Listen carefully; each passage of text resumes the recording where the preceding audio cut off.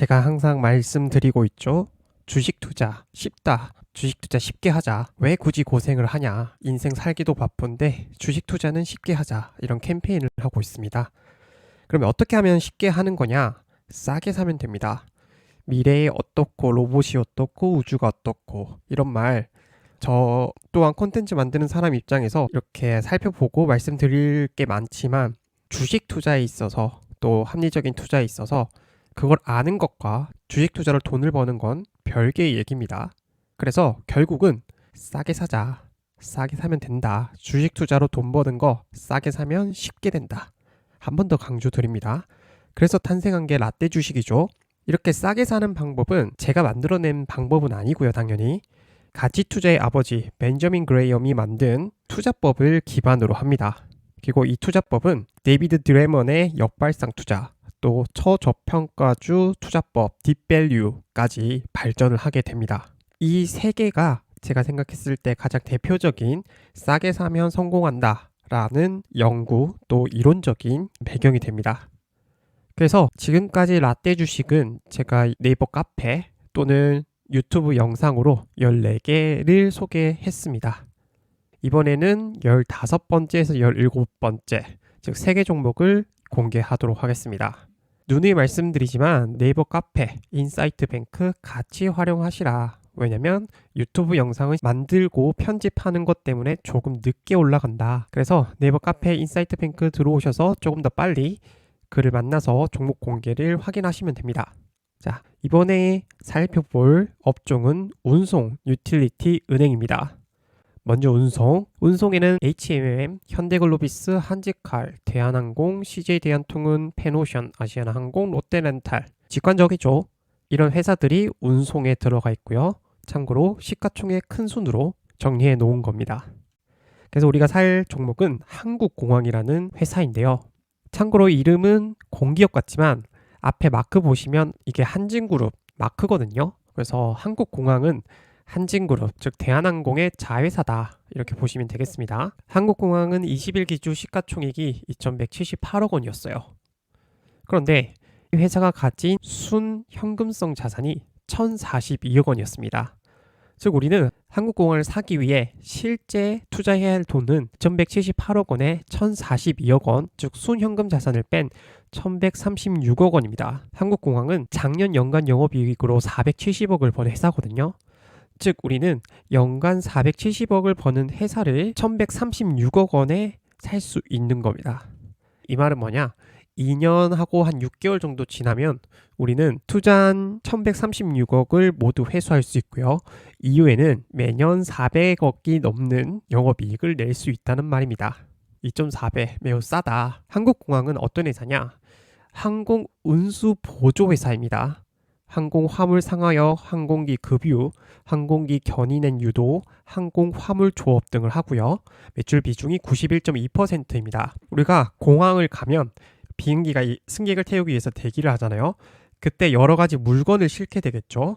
그리고 그 항공기를 견인하고 유도하는 등등 항공기가 지상에서 세팅을 할 수 있는 모든 업무를 한국공항이 한다. 이렇게 보시면 됩니다. 또 한국공항과 함께 에어코리아라는 그런 자회사가 있고 여객수소 운항관리 전세기를 관리하는 그런 회사입니다. 개인적으로는 대한항공이 왜 이걸 굳이 다른 회사로 나눠놨는지는 모르겠습니다.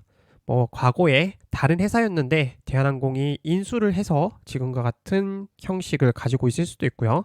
어쨌든 지상에서 일어나는 모든 업무 서비스를 하고 있는 회사입니다. 그러다 보니까 이 회사가 대한항공의 실적과 굉장히 연관성이 높겠죠. 한국공항의 최대 주주 보시면 대한항공입니다. 대한항공이 약 60% 정도의 지분을 갖고 있고요. 이렇게 지분율이 높다 보니까 공격당할 일은 없어요. 대한항공이 어려워서 한국공항을 굳이 내놓지 않는 이상 대한항공이 꽉 잡고 있는 그런 회사입니다. 이 대한항공의 자회사라는 건 좋은 건 뭐냐? 계속해서 먹이를 주는 거잖아요. 그래서 안정적인 매출이 가능합니다.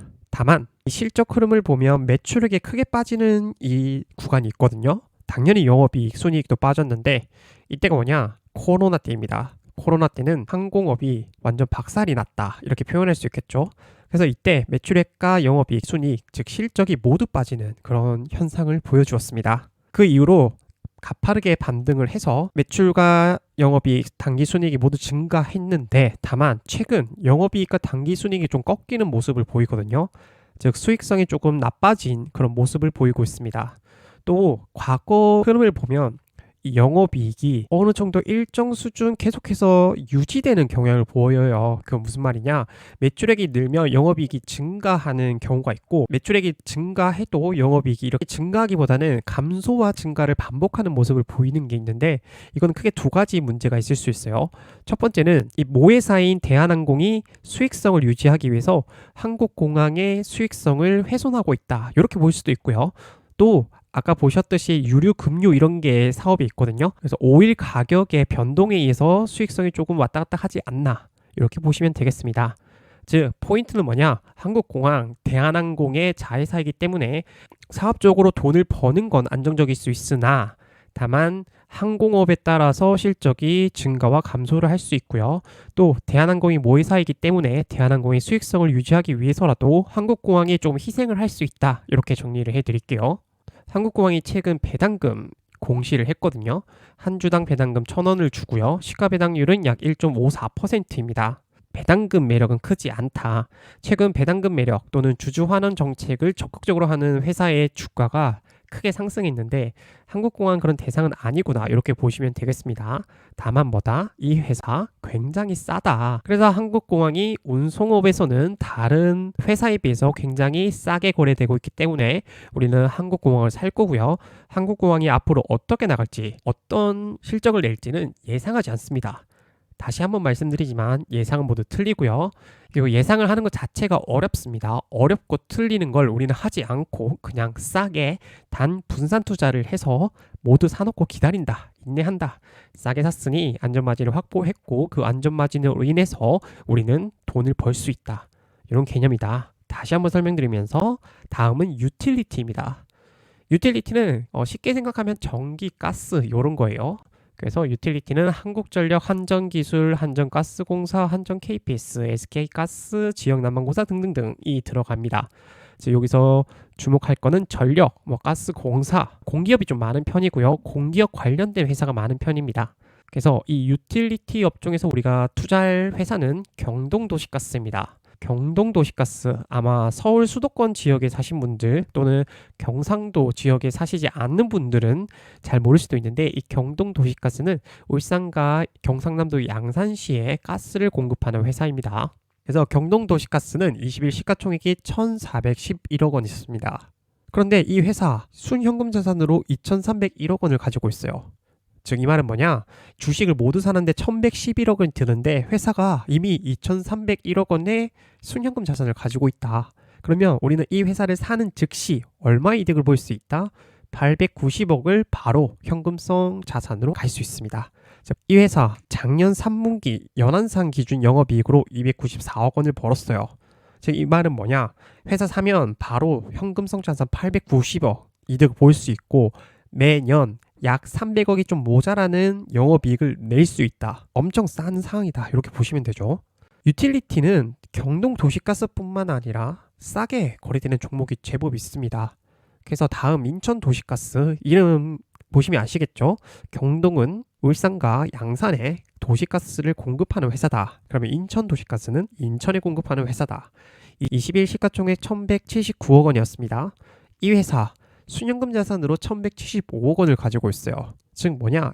아까 계산한 것과 같이 이 회사 역시 우리가 사자마자 296억 원의 이득을 바로 볼 수 있는 그런 현금 부자 회사입니다. 이 회사는 2025년 3분기 연한산 영업이익 기준 약 172억 원, 즉 연 한 170억 원 정도 버는 회사예요. 그래서 우리는 사자마자 296억을 이득을 보고요. 매년 170억 원 정도의 영업이익을 가져갈 수 있습니다. 그러나 인천도시가스 조금 주의할 건 있는데요. 인천도시가스가 영업이익이 최근 들어 적자 전환했다라는 거. 물론 도시가스는 안정적인 매출을 형성하는 그런 특징을 갖고 있기 때문에 이 적자가 오래 가진 않을 거라 생각을 합니다. 그러나 어쨌든 실적 흐름을 꼭 확인해 볼 필요가 있다. 최근 적자를 기록했으니까 흑자 전환을 할 건지, 만약에 적자가 기록된다면 얼마나 커질 건지 또는 뭐 축소가 되는지 이런 실적 흐름을 꼭 확인해야 되는 특징을 갖고 있다. 이렇게 보시면 되겠고요. 또 대성홀딩스도 싼 종목이었습니다. 20일 시가총액이 1,494억 원이었거든요. 순부채가 253억. 즉, 이 회사는 순현금성 자산으로 253억을 가지고 있고요. 그래서 우리가 대성홀딩스를 사기 위해 지불해야 할 돈은 1,241억 원입니다. 대성홀딩스 작년 연간으로 613억 영업이익 올렸거든요. 즉 뭐냐? 이 회사는 우리가 지불해야 되는 금액이 연간 영업이익의 2배 정도 수준이다. 이 말은 뭐다? 투자하고 나서 2년 뒤면 투자 원금을 모두 회수할 수 있으며 그 이후에는 연간 약 600억의 이득을 볼 수 있다. 영업이익으로 이렇게 보시면 되고 싸서 관심을 가는 종목이다 라고 보시면 되겠습니다. 그런데 지금까지 본 경동주식가스, 인천도시가스, 대성홀딩스는 다소 시가총액이 작은 종목에 들어갑니다. 그러면 이 유틸리티에서 시총이 좀 큰데 저평가 받고 있는 또는 싸게 살 수 있는 종목이 있냐 물으시면 삼천리가 있었어요. 20일 시가총액이 7,717억 원이었거든요. 순부채로는 647억 원을 가지고 있습니다. 그래서 우리는 이 회사를 사기 위해서는 8,364억 원을 투자해야 하거든요. 이 회사 작년에 얼마 벌었냐? 연간 영업이익 1,596억, 즉 1,600억 조금 빠지게 돈을 벌었거든요. 그래서 우리가 지불해야 될 금액은 영업이익의 약 5배 정도 수준입니다. 아무래도 앞에 본 회사보다는 밸류에이션이 확실히 높아지죠. 그럼에도 불구하고 5배 정도 수준은 충분히 투자할 수 있다. 그래서 대형주 프리미엄을 고려할 수도 있으나 그래도 이 정도면 괜찮다. 투자할 만하다라고 보실 수 있겠습니다. 그래서 소형주에 투자하는 게 부담스러우신 분이라면 삼천리를 주목해서 투자할 수도 있다. 또는 유틸리티에서 종목을 찾고 있다면 삼천리 주목해 볼 필요 있다. 이렇게 설명을 드리겠습니다. 경동도시가스, 유틸리티 이런 거는 사실 성장 관련된 종목들 또는 업종이 아니에요. 그 대신 이 실적을 안정적으로, 왜냐면 도시가스, 전력 이런 거는 필수지잖아요. 그래서 실적을 안정적으로 볼 수 있습니다.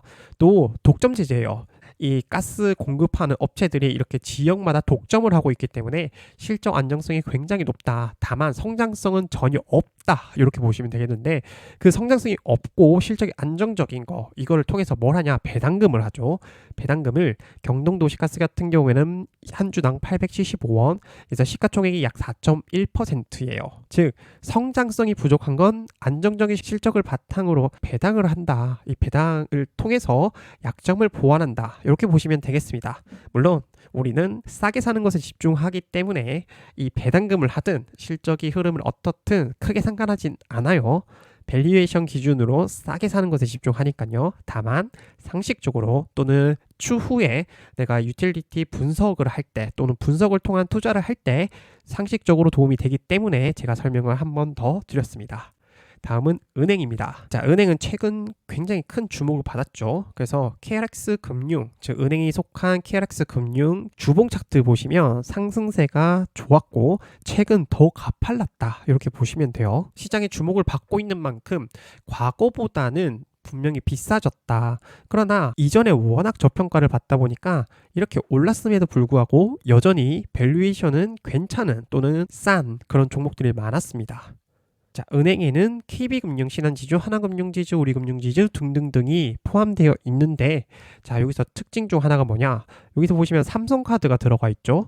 또 다른 종목들을 봤더니 미래에셋벤처투자, 우리기술투자, 한국캐피탈, 글로벌텍스프리, 한국토지신탁, 한국자산신탁, 즉 투자 관련된 회사와 캐피탈, 글로벌텍스프리, 부동산 신탁사가 이 은행 업종에 들어가 있다. FN가이드가 은행 업종에 이런 종목도 포함시켜 놨다.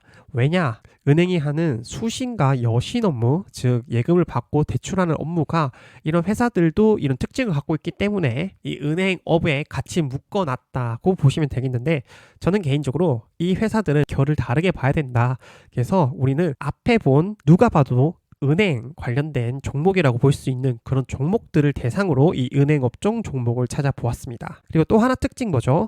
우리가 밸류에이션은 보통 시가총액 더하기 순부채를 영업이익으로 나누어서 구하고 있는데, 우리가 보험업에서 살펴봤듯이 은행업 역시 순부채가 뭐다? 자산입니다. 그래서 그 제조업의 순부채와는 개념이 달라요. 그래서 여태까지 썼던 그 밸류에이션을 쓸 수가 없다. 또 은행 같은 경우에는 영업 외 이익에서도 은행 관련된 이익을 벌기 때문에 영업이익이 모든 걸 다 대변할 수 있는 게 아니에요. 이런 특징 때문에 우리는 기존에 썼던 밸류에이션을 쓰기 어렵고요. 그 대체품으로 쓰는 게 뭐다? EV, EBITDA인데 요거 역시 이 금융회사 관련돼서 쓰기에 부족함이 많긴 합니다.